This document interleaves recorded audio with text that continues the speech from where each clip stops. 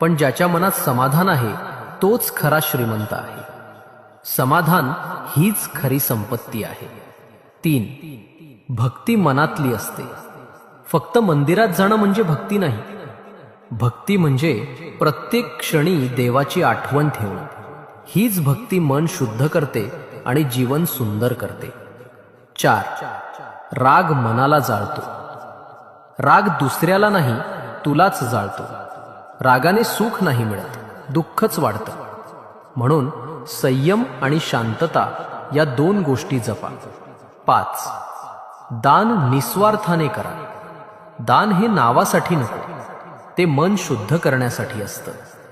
जे दान कुणालाही न करता निस्वार्थाने केलं जातं तेच खरं दान आहे. 60. संकट म्हणजे परीक्षा.